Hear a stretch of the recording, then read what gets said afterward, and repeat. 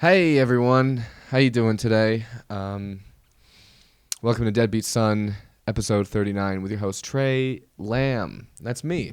What? A little bit of Kesha to start things off. Oh, and today is the 11th, April 11th. Welcome, thanks for being here, everybody. A little bit of Kesha to start things off, dude.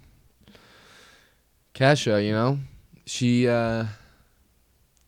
on top of the world for a minute there, eh? She really she was running this town just like a club, you could say. Kesha was the first. That was the music that I first ever, I think, drank alcohol to. I think it was the song "TikTok" was topping the charts, not the app. That's a generation. That's how you date. That's like dating yourself now. Which, that term, by the way, dating yourself, I've heard people use it. Like, I heard it in shows or whatever, and they'll be like, "I'm dating myself now."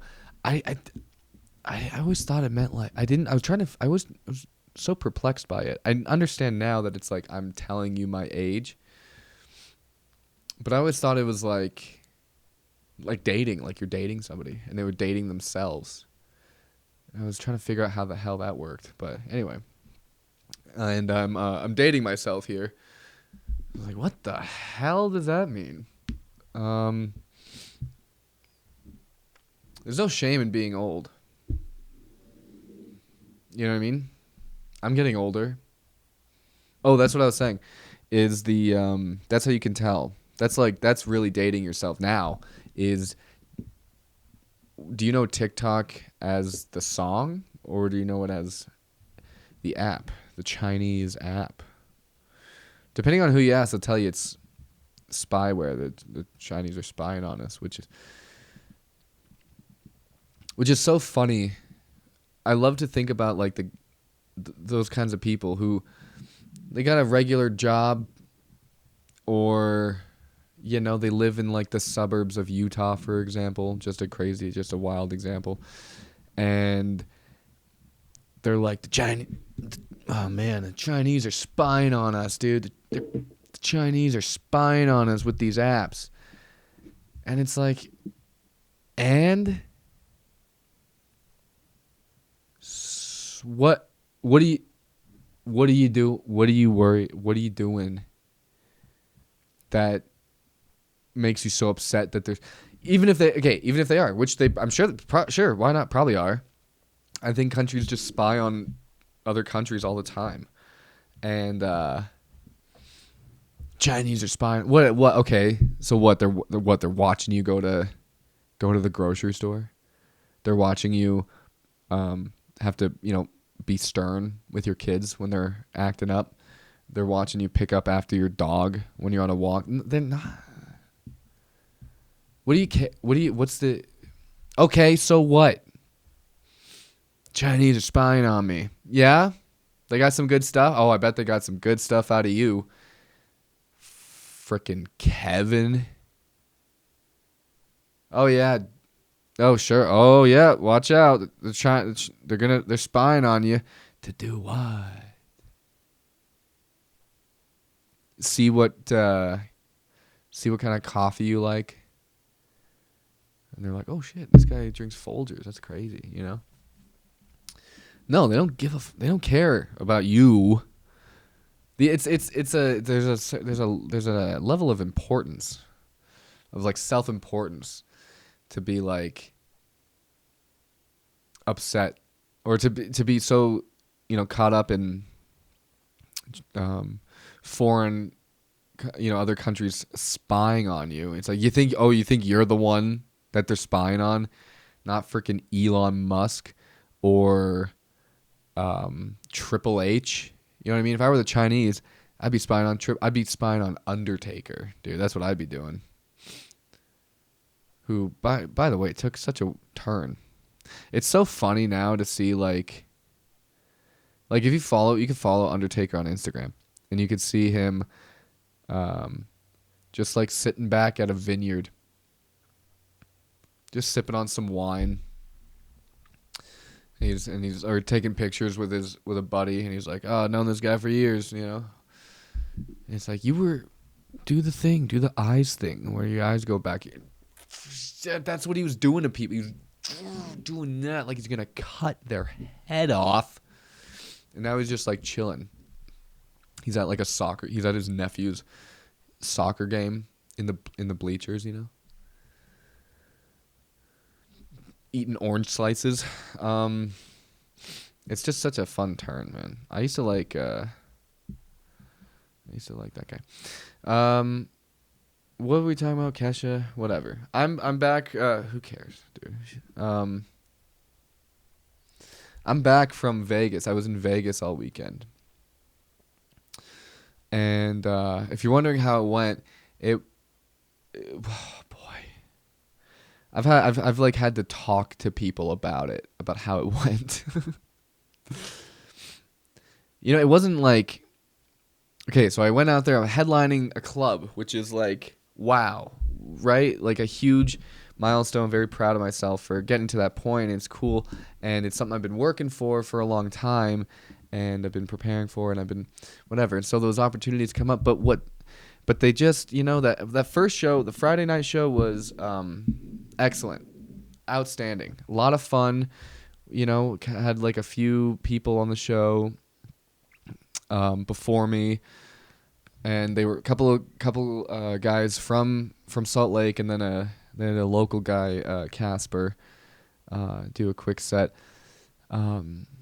JD, shout out to JD for hosting, and then Spencer Roper for featuring, and then this other guy, this local guy.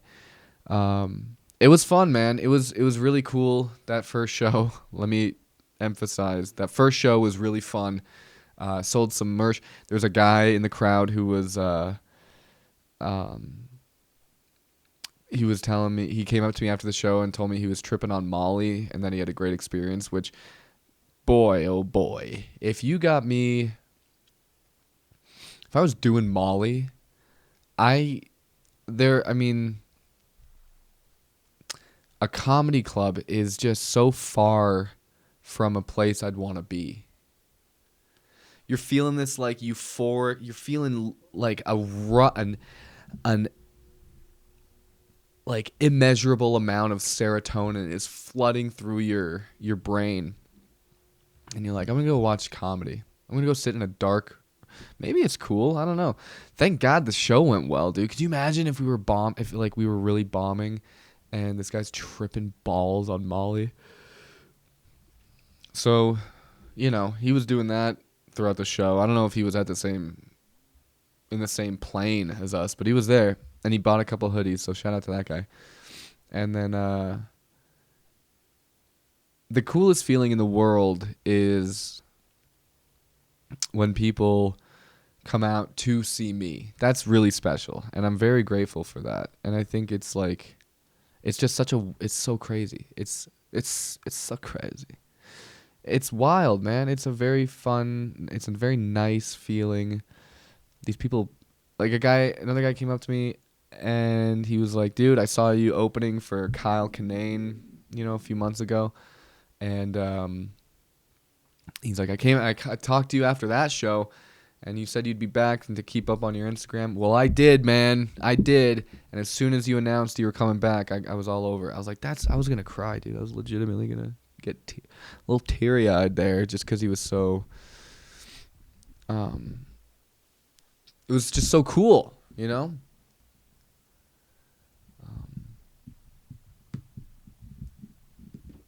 Almost cried. Didn't quite cry. I'll talk about crying in a minute. So then Saturday. That Saturday show was tough, man. It was just tough, you know. We had some obstacles. Sure, there were some things that were kind of not helping, but what with, you know, Easter and holidays and all that kind of fun stuff, but just not a lot of people. And in a smaller room, I think we got close to like 50. and that's about a third of the room. I'm opening up to you guys. I'm being very honest. I'm not trying to act like I'm, you know, some big shot out here, because don't feel like it after that weekend for sure.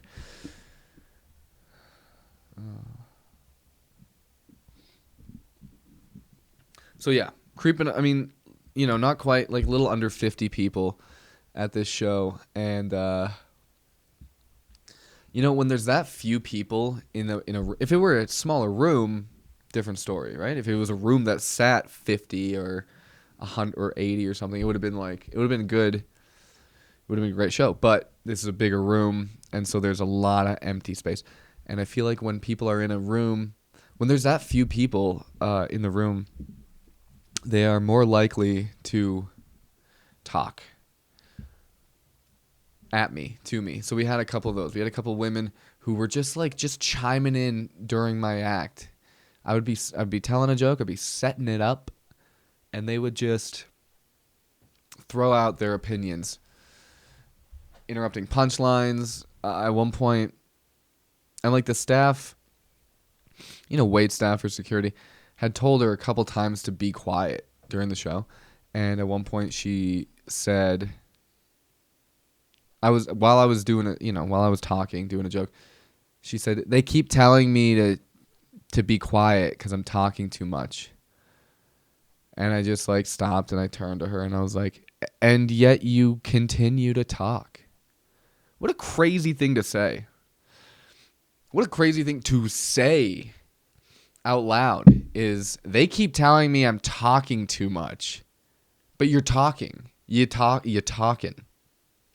You are talking. And I said that to her, and she said, "Well, I'm just talking to myself." She's in the front fucking row, dude. In the front row. And she's like, I was talking to myself. I was like, "No, you're not, though. No, you're not. You're talking out loud to a room with people in it. At me. You're talking to yourself at me." Yeah, right, lady. God. So she ended up getting removed from the premises and had a full-on, full volume conversation with the manager or one of the security guys as they're trying to kick her out. And I'm just watching people turn their heads to look back while I'm, brutal.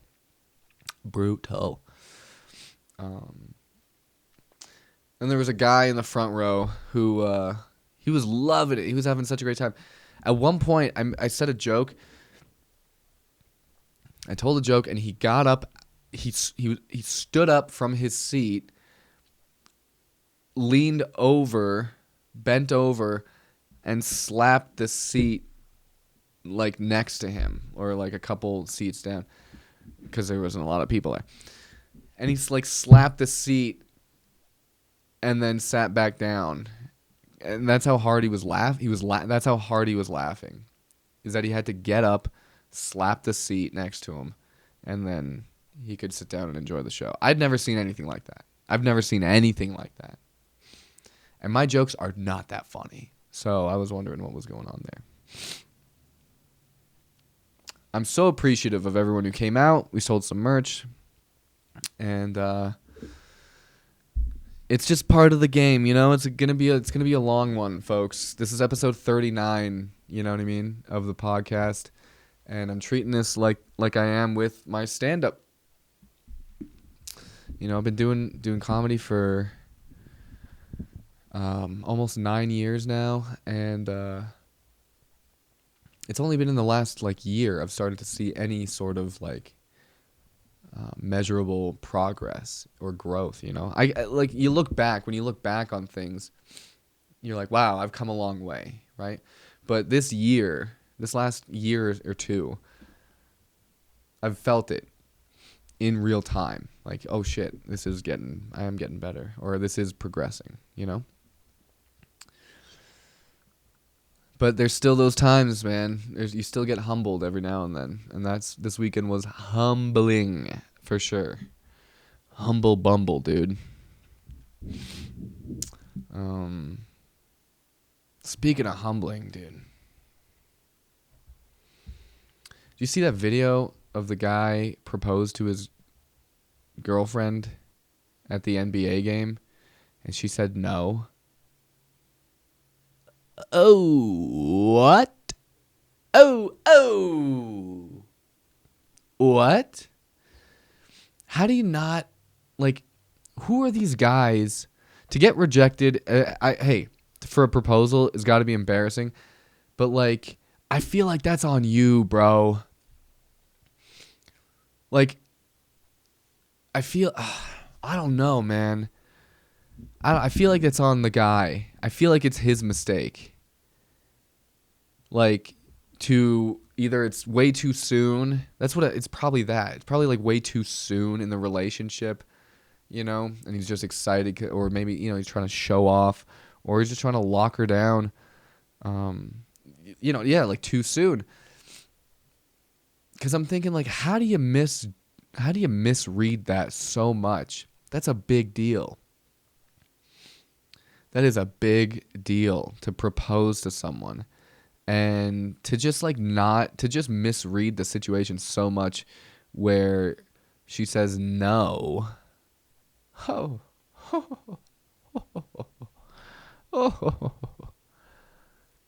That's a lot. That's so funny. Oh, the power she must feel. Oh. The power she must feel in that moment. I'm sure they feel empathetic, maybe sympathetic towards him. They feel bad for him a little bit, but like, man, that must feel good. A little bit. It's gotta be shitty in the moment, but then also, like, I mean, good for you for saying no if you don't feel it, because that's why people don't work out. It's because they get married for the wrong reasons, or they get married too young, or they're not ready, or they're not right for each other. So that's like a crazy amount of pressure for her to be in. And everyone around who's seeing it, like, automatically just wants it to happen. People love love, right? And so, like, you got all these eyes on you, and everyone's like rooting for him, and then she says no. And the guy's just gotta, oh, okay, get up off his knee. Hoo-wee! Get up off his knee, and then just like a quick look. Oh, man, it's such a... I get it takes a lot for him to, you know, you're putting it out there. You're putting yourself out there. You're being vulnerable. You're asking for a hand in marriage. Telling someone you want to spend the rest of your life with them, and you're asking them to do that with you. And then they say no. Nah. And the way she did it, too, she just, like, shook her head. She had her hand over her mouth and just shook her head no. He was like, wait, what? She was like, no. I don't know, man. You know what else she said, too? This didn't happen in the video, but when it keeps going, she said, if you were taller, maybe. Ho! No, she didn't say that.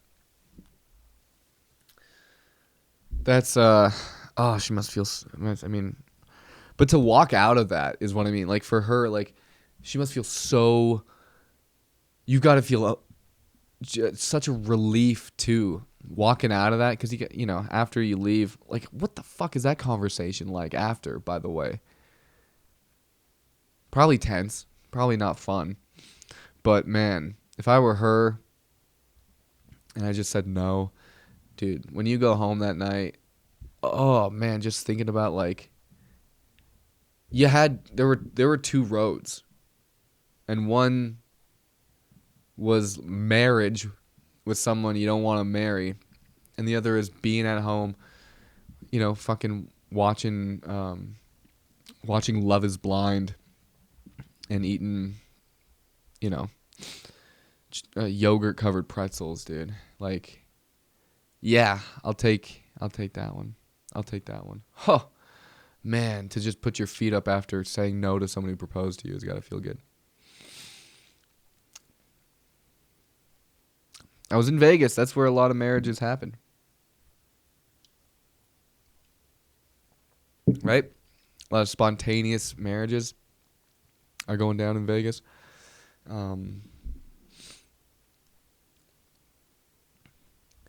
Pit vipers and a matching set of a collared shirt and shorts. That's Vegas, baby. That is Vegas, baby. Vegas, man, is a, you know, it's a fun place, whatever. It's just, it's too much. And but I love watching the people, man. I love seeing people. There's so many different types too. I love seeing people try to be cool. That's what I really enjoy. Cuz I have issues, and it's funny to me to watch people try to be cool. I enjoy seeing how they do it, like what's this and what's that. What is their idea of cool? A lot of guys are in Vegas for a bachelor party, right? They love the bachelor parties in Vegas, baby.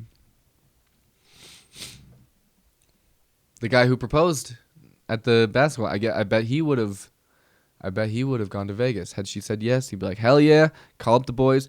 Let's go to Vegas, baby." And then they go, you know? Dudes love the strip clubs in Vegas, right? Guys love strip clubs. You know, before they get married or just whatever, you know. And I've been invited to the strip clubs a bunch of times, you know. And I've gone, but I don't like it. Strip club's not really my scene. You know? They ask me, I go, I don't know. And they're like, what's wrong? What are you, gay? No. I don't know. Call me crazy, man. I just don't see the appeal of intentionally going out to get rock hard with your bros. And I'm somehow wrong about this. I'm wrong about that. Maybe that's what not having a dad. You know, maybe I missed out on that because my dad wasn't around. But yeah, dude, if I had more of a male influence, I would have been more inclined to go get erections with my friends. But I don't get it. I don't get it. Like, I don't get how, so if it's like, you know, if it goes according to plan, if it goes according to plan, we're all just sitting in the corner of a dark room in a booth together going like, "Hey, are you guys hard? Are you guys hard? Oh shit," you know? I don't need that. Like, and then what? We just go out somewhere else after that, you know? Like, I feel like that's just a weird energy to bring to, you know, to Dave and Buster's or just like any place, you know? You're just all torqued up with your bros. You all just walk in together to shoot some mini hoop with just full on erections. And like the mind, it's not just the physical aspect, it's the mental thing too. You've just been watching women be seductive. My dad took me to a strip club once when I was 18. He took me to a strip club in Tijuana, Mexico. And a very popular strip club out there / brothel. And he took me there when I was 18. And even when we're walking in and the security was like, you know, checking IDs. He looked at mine, looked at me, and then looked at my dad and was like, "Really, dude? What the hell?" Like, dude, the Tijuana guys are saying that. They're saying like, "Yeah, I don't know about this one, bro." But we go in, and I was so uncomfortable, dude. Just like me and my dad in a strip club. Just in a strip club with old pops. Yay. He's got his hand on the back of my neck, you know that move. He's like, "Hey, yeah, it's my boy. We're gonna have fun tonight, huh?" And then it hit me, you know, too hard in the shoulder. When we got it, so we're sitting at a booth, women are starting to come up to us, and dude, my dad walked around there like people knew that guy. It was like Goodfellas when Ray Liotta's walking through the kitchen to the table with his date. That's what my dad was in this strip club in Tijuana, dude. We sat down in a booth. Women are coming up there like they know him. They're like, "Hey, how you doing? How you going?" And my dad, he was trying to encourage me to partake in the atmosphere and just, be a part of it. But I was not having a good time. I was like, we're not super close, first of all. And I was just not, I think I was in college at the time. And this is a fun part too.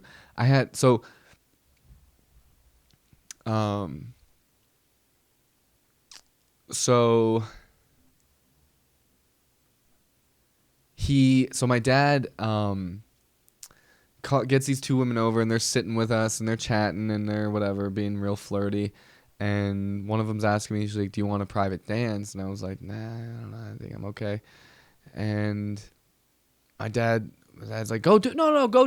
I'll pay. It's on me, son. You go do it. You go enjoy yourself up there." So she takes me up to this, private room, and it's just a room. It's just a very small room, the size of this area that you're watching this. And it's just a bench, whatever. And it's me and this woman, and she's dancing on me, and it was cool. I didn't know what to do. I don't even know if I got an erection. I was just, because I was with my dad, and he was just outside, but she's dancing on me, and it was like fine, I guess. And then she asks me. So after the dance, she asked me. She asked me to have intercourse with her. She said, "Do you want you want the sex?" That's how she said it. "You want the sex?" And I said, I go, "Oh no, I have a girlfriend. I can't." And she laughed at me. She started laughing, bro. This Tijuana stripper who had braces is laughing at me because I said, "No, thanks. I have a girlfriend." And she just starts like giggling. She's like, "Okay, fucking weird, whatever." She's like, "Okay, whatever." And then we leave, and then we just like leave, and it was awkward. It was awkward. I'm so perplexed because it's like, this is what you do though. Like, not the sex part, but like on her, it's like, shouldn't you have a mindset or like a protocol or something so that it's like, not why was it awkward?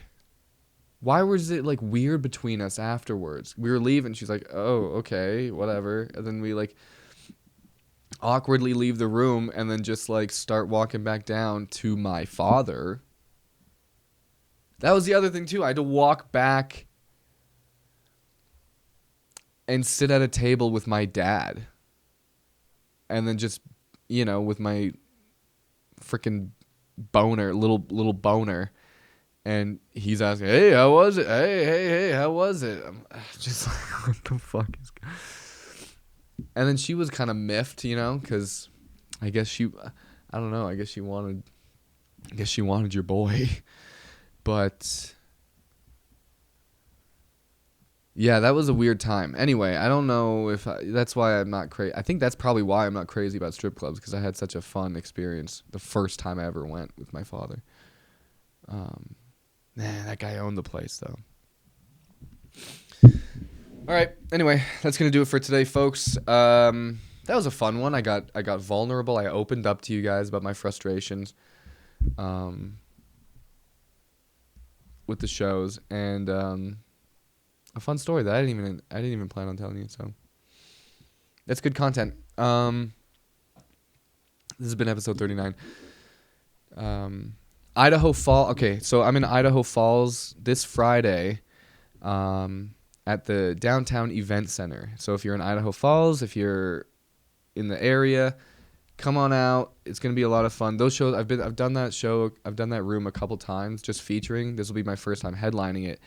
But the times I've been there, the shows have been excellent. Very, very, very fun. And my buddy Will Mearswa is coming up to open for me, so that's gonna be a great show. And then I got to book more stuff. But come on out to Idaho Falls. Check out the website for merch. Merch is always available at TréLamb.com. You can also get tickets to the shows there. And keep up on the clips. Email the pod, deadbeatsonpodcast@gmail.com. Haven't gotten an email in a couple weeks, so I would love some correspondence. Hit me up with that. And we'll see you. I'll see you next week. Take care, everyone.